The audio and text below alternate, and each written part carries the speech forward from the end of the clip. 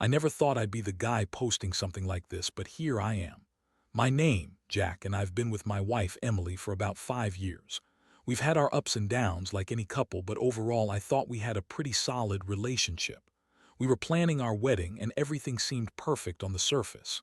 She was the girl I wanted to spend the rest of my life with, or so I thought. From the outside, Emily appeared to be a bit high maintenance, but I liked that about her.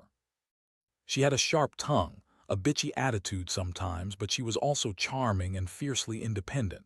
I never really doubted her loyalty until the last few months. Little things started to change. She'd be secretive about her phone, always kept it locked, and would get defensive if I asked about her whereabouts. She'd cancel plans at the last minute, say she was working late or had to see a friend. But the weirdest part was her trips. I'd find her packing a bag, saying she was going to visit her sister or do some shopping with a friend. But those trips seemed suspiciously frequent and oddly secretive. Then there were the small lies. She'd tell me she didn't have plans, then I'd see her posting pictures with some guy I'd never heard of at a restaurant or at a bar. She'd lie about who they were, say it was just a coworker or a friend from college, but I could tell she was hiding something. Still, I didn't want to jump to conclusions. I loved her, and I thought maybe I was just overthinking it. Maybe I was paranoid because I was stressed about the wedding. But deep down, I knew something wasn't right. One night, I decided to do some digging. I've been noticing her phone more often, and I found a few messages. Nothing explicit at first, just flirty comments and emojis. Nothing concrete, but enough to make me feel uneasy. Then I remembered she'd left her laptop open one day, and I saw emails from a guy named Ryan. They were talking about meeting up, secret trips, and plans to see each other when I wasn't around. My stomach dropped.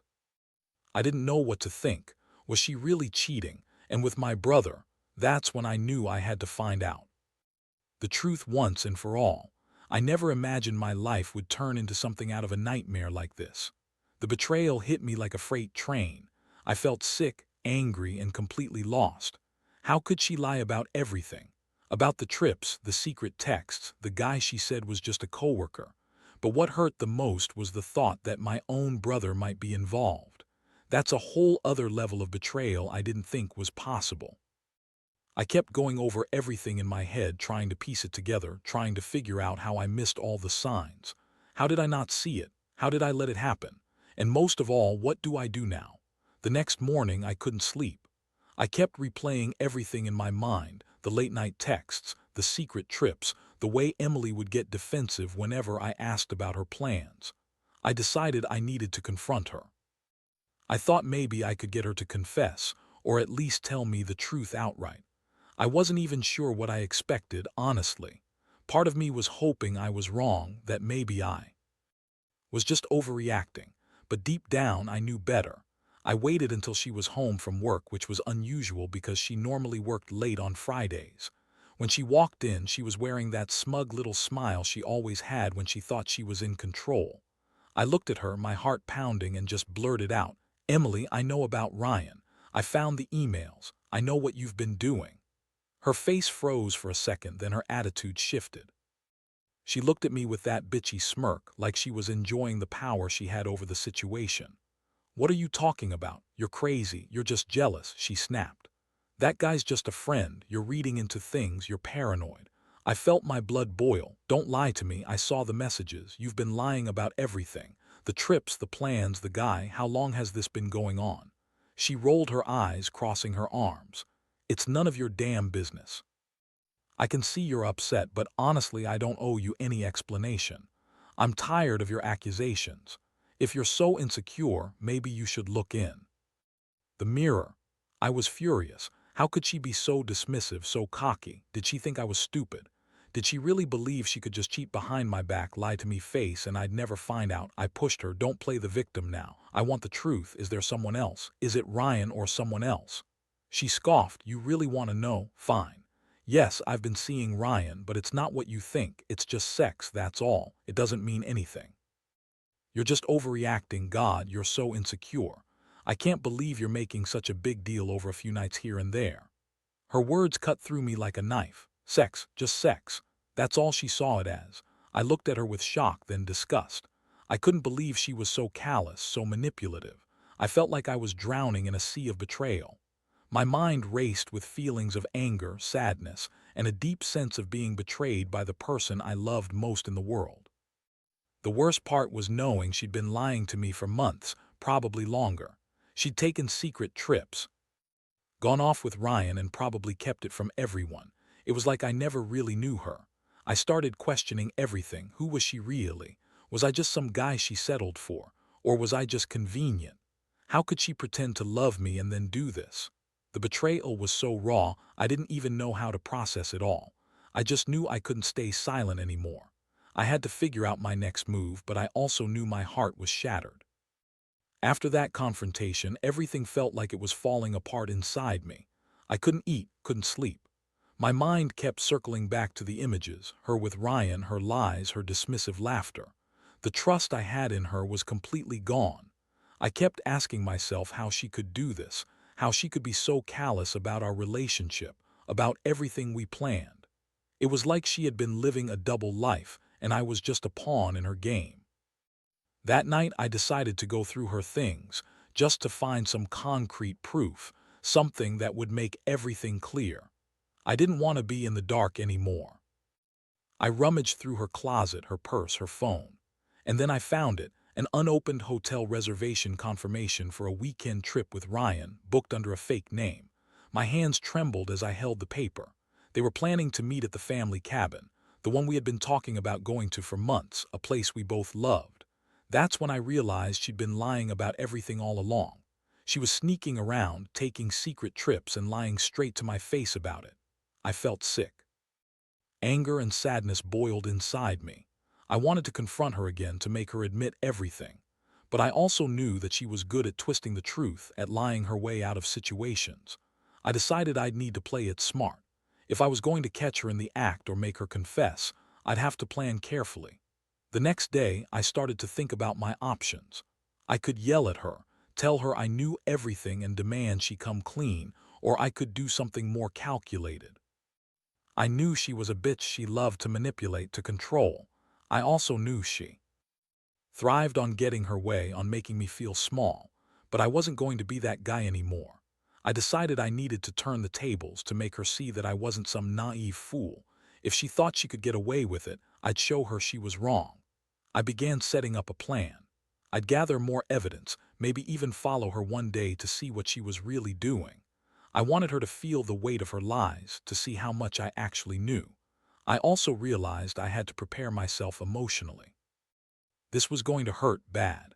I wasn't sure I could come back from the kind of betrayal she'd committed.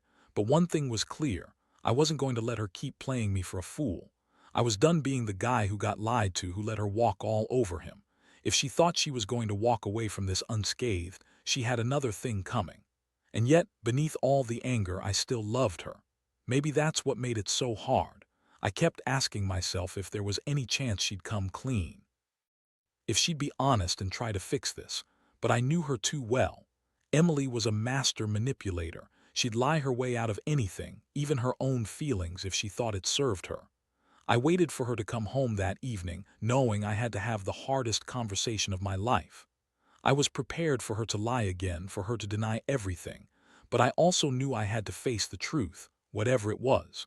For better or worse, I was done being the naive guy. I was ready to face whatever came next.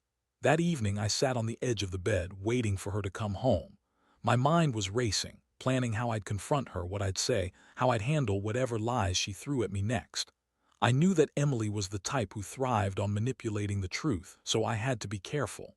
When she finally stepped through the door, I could see the smirk on her face. She looked relaxed, confident, like she already knew she had me wrapped around her finger. "Hey babe," she said, dropping her purse on the floor. "What's up?" I took a deep breath, trying to steady my voice.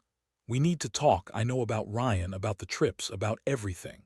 Her eyes flickered with a hint of surprise for a second, then that cocky smirk returned. "Oh really? You've been stalking me now? That's real mature." "Stop bullshitting me," I shot back. "I found the hotel reservation. I know you've been lying. Did you think I wouldn't find out? Did you think I'd just keep trusting you after all the lies?" She looked at me for a long moment, then her expression hardened. You're overreacting. I don't know what you want me to say. Yeah, I've been seeing Ryan, but it's just sex. It doesn't mean anything.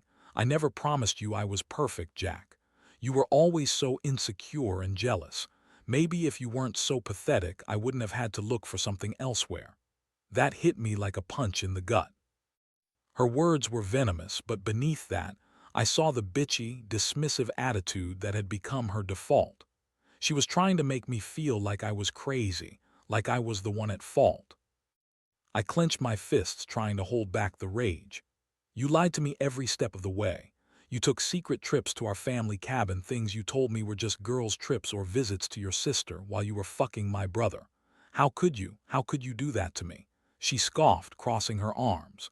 Your brother's a grown man, Jack. He's never hurt anyone, and I never promised you I'd be faithful forever, did I? You're just jealous because I chose someone else. Don't act like I betrayed you. You betrayed yourself by trusting me so blindly. Her words echoed in my head, and I suddenly felt so empty. All the love, all the hope I had clung to, they shattered in an instant. I looked at her, trying to find some shred of remorse or guilt. But there was nothing. Just that bitchy, smug expression that she wore like armor. I knew then that the woman I loved was gone. She was a stranger who had lied, cheated, manipulated me into thinking she was someone she was. The betrayal cut so deep I thought I'd never recover, but I also realized I had to decide what I was going to do next. I could scream, break things, or try to confront her with more evidence, or I could walk away and start over. I didn't want to be the guy who got played, who was left holding the pieces of a broken relationship. But I also knew that forgiving her wasn't an option anymore, not after what I'd found out. So I kept my voice steady, even though inside I was hurting like hell. I don't think I can stay with someone who lies and cheats like you did. I deserve better. I deserve honesty, loyalty, things you obviously don't know how to give. I paused, trying to steady myself. I'm leaving, Emily. I can't be with someone who's so selfish, so manipulative. You want to pretend everything's okay, but I see you for who you really are now. She looked at me, eyes narrowing, trying to find some way to turn the situation around. But I was done. I packed a few essentials, feeling numb but resolved. As I stepped out that night, I knew my life wouldn't be the same. I felt the sting of betrayal, but also a strange sense of liberation. I was finally free from her lies. I didn't know what the future held, but I knew one thing: I wouldn't let her destroy me. Not like this. I'd rebuild somehow, someday. I just had to get through the pain first. In the days that followed, everything felt like a blur. I moved out of the apartment, took some time to breathe, and tried to piece together what had happened. The hardest part was facing the reality that the woman I loved, the woman I thought was my future wife, had been betraying me with my own brother. I kept replaying those moments, questioning how I missed all the signs, how I could have been so blind. The emotional shock was intense. I went from furious to broken, then to numb. I felt like I was living someone else's life, watching myself from the outside. Friends and family tried to comfort me, but most of the time I just wanted to be alone. I couldn't believe Emily had lied to my face, had manipulated everyone around her, and had lied about the trip to the cabin, where she'd supposedly been just with friends, while secretly planning to meet with Ryan. It all hit me like a punch to the chest. Honestly, I spent sleepless nights just staring at the ceiling, trying to process how someone I trusted so blindly could turn out to be such a complete liar. I was angry at her, sure, but I was also angry at myself for not seeing it sooner, for not trusting my instincts earlier. The betrayal wasn't just about her cheating. It was about my entire perception of what I thought was real. I felt foolish, stupid even, for being so naive. But somewhere in all that pain, I also realized I had to do something. I couldn't just let her get away with it. I knew I needed to take control and find closure. So I decided to confront my brother, Ryan. I hadn't spoken to him since I found out, but I needed answers. I wanted to understand how he could do this, how he could betray his own brother like that. The thought of seeing him again made my stomach turn, but I knew I had to face it. I reached out to Ryan, telling him I needed to meet, that it was about the truth. When I saw him, his face was guilty but also defensive. He tried to justify everything, saying she was the one who came onto him, that he never wanted to hurt me, that she was the one who manipulated him. But I didn't want to hear excuses. I just wanted to make him realize how much he'd broken us, how much he'd hurt me. That conversation was brutal. I told him I'd never forgive him for what he did, that I'd always remember how he'd betrayed family, how he'd crossed the line. I also told him that I was done, not just with Emily but with the whole situation. I was going to move on, rebuild my life, and never let her or him destroy me again. I told him that their actions had consequences and I'd make sure of that. In the weeks that followed, I focused on healing. I cut ties with Emily completely. No contact, no excuses. I removed her from social media, blocked her number, and made a conscious effort to move away from the pain. It wasn't easy, and some days I still felt the sting of betrayal so deeply I wondered if I'd ever get past it. But I knew I had to keep going for my sake. Reflecting on everything, I learned a lot about trust, lies, and how destructive betrayal can be. I realized that I'd been blindly trusting her because I loved her so much, and that blinded me to the signs. I also learned that some people are just selfish and manipulative, and no matter how much you love them, you can't fix what's broken if they're the ones who broke it. If I could offer any advice to someone in my position, it would be this: trust your gut. Don't ignore the signs. And if someone betrays you, don't be afraid to walk away, even if it hurts like hell. Because in the end, you're better off without that kind of poison in your life. I'm still healing, still trying to rebuild, but I know I'll come out stronger. I've learned who the real enemies are, and I've learned how to finally stand up for myself. Now, looking back on everything, I realize how much this experience has changed me. I used to think love meant trusting blindly, believing in the best of someone, even when there were red flags. But betrayal like this teaches you that trust has to be earned, not given away freely. People are capable of doing things you'd never imagine, and sometimes the ones you love can turn out to be the biggest liars and cheats. I've learned that a relationship built on lies is a house on shaky ground. No matter how much you want to hold on, if the foundation isn't solid, it's only a matter of time before everything collapses. I'm grateful I found out when I did, even though the pain was unbearable at first. Better to face the truth than live in a lie, right? Now I see the world a little clearer. I know I need to be more cautious, more aware, but also more trusting in myself and my instincts. The biggest lesson, though, is that sometimes the only way to truly move on is to cut out everything that's toxic, even if it hurts. I've accepted that Emily isn't the person I thought she was. She's someone I don't recognize anymore, and maybe I never did. It's hard to let go of the memories, the plans, the future we envisioned, especially when love was involved. But holding on to someone who lied and betrayed you only prolongs the pain. So now I focus on rebuilding myself. I'm going back to the things that make me happy, spending time with friends, working out, rediscovering passions I put aside. I refuse to let her betrayal define me. I want to be stronger, wiser, more cautious. If anything, this has made me realize how important self-respect is, and how vital it is to listen to that little voice inside telling you when something's wrong. For anyone reading this who's going through something similar, remember you're not alone. Trust is fragile, but it's also something you have to protect fiercely. Don't ignore the signs, and don't be afraid to walk away if you realize someone isn't who they pretend to be. Healing takes time and it's messy, but it's worth it. Life goes on, and eventually the pain fades. You learn, you grow, and someday you find a version of happiness that's real and honest. I'm still healing, still learning, but I'm not broken anymore. I've taken back control, and I refuse to let anyone take that away from me again. Because at the end of the day, I know my worth, and I know I deserve better. That's what I'll hold on to: hope, resilience, and the knowledge that even after the worst betrayal, you can find your way back to yourself.